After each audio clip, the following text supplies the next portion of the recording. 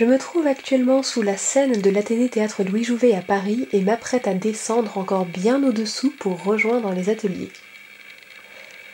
Je m'excuse à l'avance du tremblotement de l'image, mais comme vous vous en doutez, je n'ai pas le matériel nécessaire au travelling de cinéma et c'est pas très facile de marcher avec des talons tout en tenant une caméra.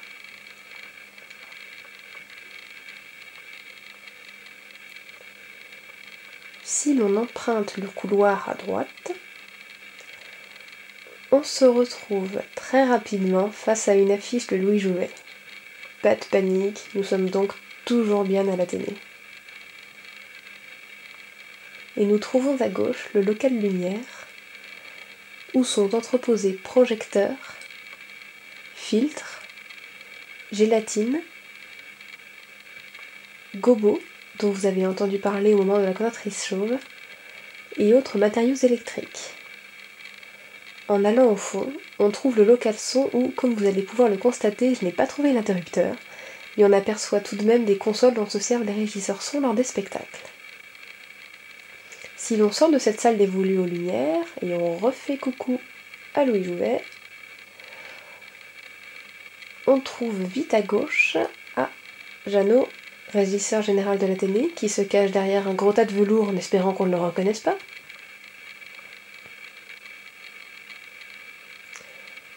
On se retrouve, disais-je, dans le local couture, où l'on aperçoit surtout ici rideaux et pendrillons. Les pendrillons, ce sont des rideaux qui sont souvent destinés à cacher les coulisses. Si l'on ressort dans le couloir, on trouve à droite la petite pièce du petit chimiste,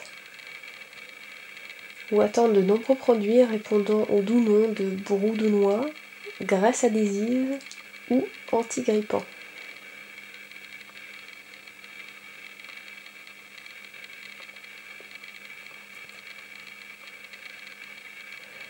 Puis l'on arrive tout au fond, au petit BHV de l'Athénée. Il s'agit de la pièce de l'atelier réservée au bricolage et à la menuiserie, et où quelques minutes plus tôt on pouvait apercevoir Denis, directeur technique, se servir de la perceuse. Vous aurez l'occasion d'en savoir davantage sur cette petite pièce où Jeannot, que nous avons croisé tout à l'heure derrière son pendrillon, a créé un petit musée. Si l'on ressort pour monter l'escalier, je vous épargne la montée des marches, on arrive dans un lieu que vous connaissez bien mieux.